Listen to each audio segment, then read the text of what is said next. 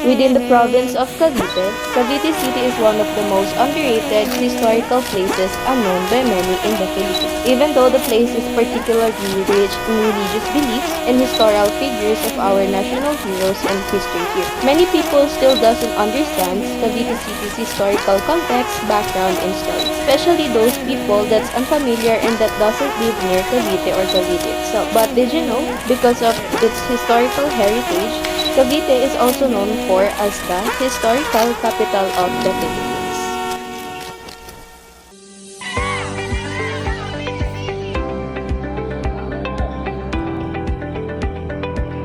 Ang init, no? Ang taray pala dito sa lugar nyo. Talagang feel na feel mo yung Cavite City. Oo, Cavite City to eh. Maraming kwento. Saan naman tayo after nito? Kahit saan, basta dito sa Cavite City. Pero wait lang, sino to? Tsaka anong meron dyan? Yan si Soledad de Portabaga. Mamaya ko na sa'yo sasabihin pagpasok natin. Buenos dias! Buenos dias mga Caviteño. Maligayang pag-adventure sa Cavite City. Maliit, pero mayaman sa kulturang komunidad. Alam niyo ba, dito naganap ang kilalang Cavite Music. At naging halagang porto ang panahon ng Kastila dahil ito ay malapit sa Baybay. Bukod sa kasaysayan nito, kilala rin ang lungsod sa mga makukulay na fiesta katulad ng regada, mga selebrasyon bilang pagkilala sa mga santo, paaralan at mga lumang simbahan na naging saksi sa pagbabago ng naturang munisipalidad sa paglipas ng panahon.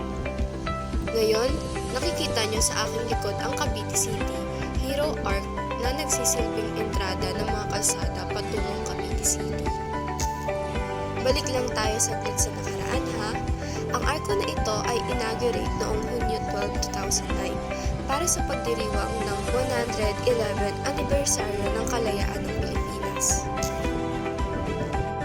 Ang arko na ito ay nagsisilbing pagpupugay sa katapangan ng mga bayani ng Cavite na lumaban hanggang kamatayan para sa kalayaan.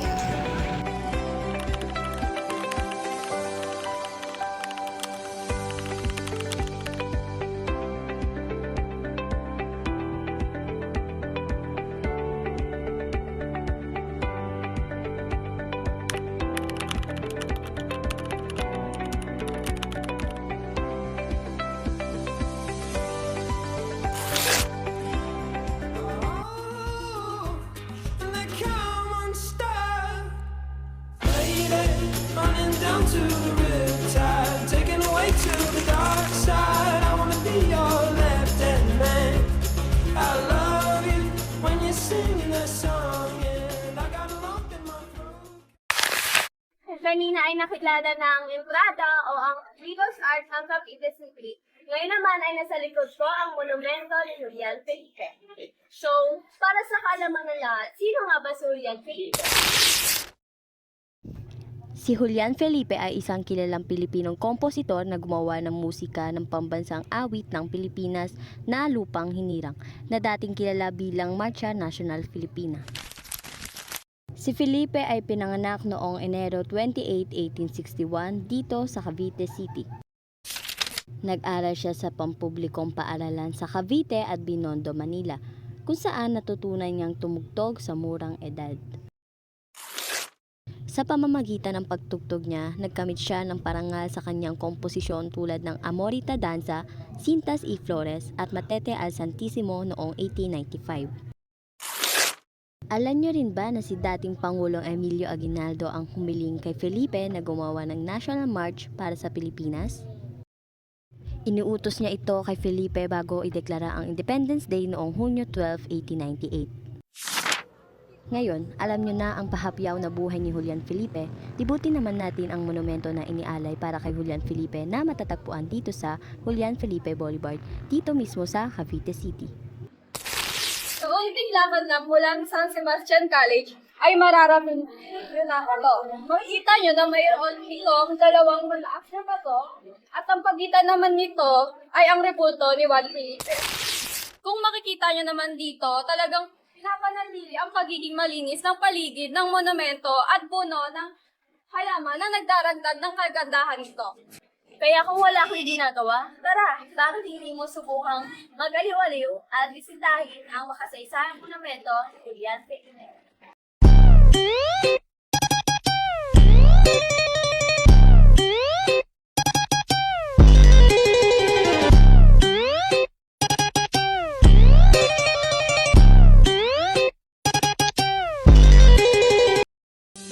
Magandang araw, kung kanina napakita ng entrada ang Heroes Arc at ang monumento ni Julian Felipe. Nandito naman tayo ngayon sa Cavite National High School, o mas kilalang bilang CNHS. Nagsimula ito sa mga maliliit na bilang ng mga estudyante mula sa Cavite, San Roque at Caridad. Nahirapan noon ang paaralan dahil sa kolera, silang gusali at kawalan ng maayos na gamit. Ngunit sa tulong ng mga guro at lokal na opisyal, naisagawa ang mga kinakailangang mapaayos. Ilang beses ding lumipat ang lokasyon ng paaralan bago ito makarating sa kasalukuyan, 6 na hektarang lupa na dumisan mula sa Caridad ng Cavite noong Hunyo 22, 1963. Tinawag ang Cavite High School bilang Cavite National High School ngayon. Pagpasok pa lamang ay makita na natin ang isang malaking entablado sa mismong harapan ng silid-aklatan ng paaralan.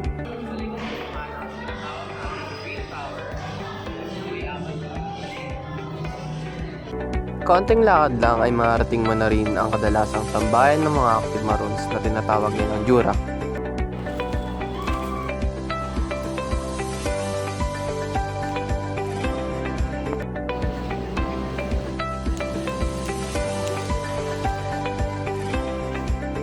Bukod sa mga regular student ng paaralan, meron din itong pasilidad para sa mga talentong estudyante sa larangan ng sini. Ito ay tinatawag na SPA o Special Program in the Arts. Layunin ng programang ito na palawakin ang kakayahan ng mga estudyante sa sini habang natututo pa rin sila sa mga regular na academic subject. Kumpara, tiyak na mas maliit ang parte ng senior high school kumpara sa junior high school. Kita niyo ngayon sa likod ko ang aking mapalipad na gusali na mayroong faculty, silid-paaralan na kadalasang ginagamit ng ABM, DBL at youth student. Kung event at sport naman ang pag-uusapan, may gymnasium ang paaralan para yan. Ang gymnasium ay ngayon ng 2024 para sa pagpapakain ng pasilidad sa estudyante at mga guro. Tapos ginaganap dito ang seminar, sports, practices at exhibit. Pagod ka na sa mga laro o activities sa gymnasium, don't worry, malapit ang kantin. Ang CNHS ang pinakamagandang kalidad ng pagtuturo base na rin sa mga estudyante dito.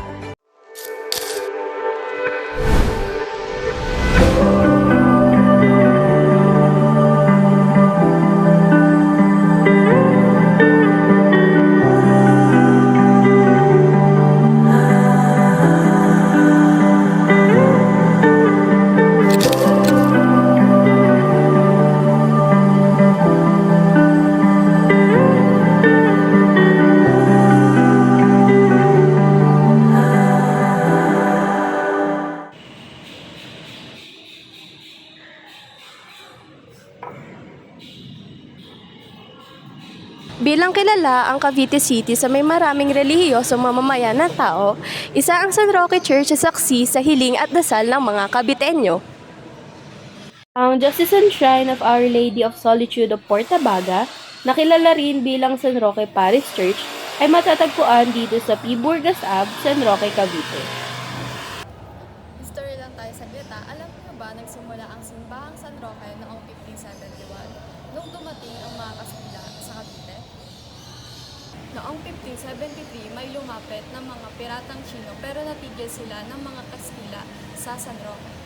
Naging bayan na ang San Roque. May kapilya na at dumating ang imahe ng San Roque mula sa isang barko na nasira noong 1700. Hindi na naiahon pabalik ang imahe kaya't naging patron saint ito ng lugar. Sa kasawiang palad, nasulit ang simbahan noong 1899 sa panahon ng Revolution. Ngunit, binuo ulit ito ng mga Amerikano. Talaga namang makasaysayan ang simbahan na ito at nasaksiyan pa natin ang magulong na karaan ng Luzon. Kaya halika't ikutin Pasukin pa natin ang San Roque Church. Dito pa lamang sa labas ay kitang-kita mo na ang ginhawa ng simbahan. Ang San Roque Church ay may malaking pagkakalusulat sa mga Spanish colonial architecture.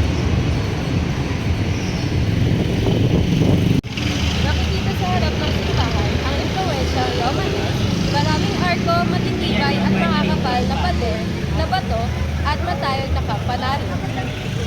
Marami na rin nasaksihan ang simbahan na to katulad ng mga kasal, misa, komunyon at iba pa. Ito na ang nagsisilbing pangalawang pundasyon ng mga mamamayan ng Cavite City dahil dito sila nagbibigay ng galang, respeto, hiling at humihingi ng gabay para sa kanilang buhay. Ilang beses na rin dumaan sa construction ang naturang simbahan para na rin sa pagsasaayos at pagpapatibay nito. Sa tulong na rin ng mayor ng munisipalidad, talaga namang natututukan ito. Marami na talagang nasaksihan ang simbahan ito. Mula nakaraan, hinaharap at sana'y mapahanggang kinabukasan na matuklasan pa ang mga susunod na henerasyon. Nakita niyo naman kung gaano kaganda ang munisipalidad ng Cavite City mula pa lang sa arko hanggang sa makasaysayang simbahan nito. Alam mo na mayroong kayamanan na kahit kailan ay hindi matutunasan. Ang Cavite City ang patunay na kahit kailan ay hindi mo maisasabaon sa limot ang nakaraan. Bilang estudyante, ang tanging magagawa na lamang natin ay atin itong pahalagahan at ingatan upang ang mga susunod na henerasyon ay magawa itong masaksihan.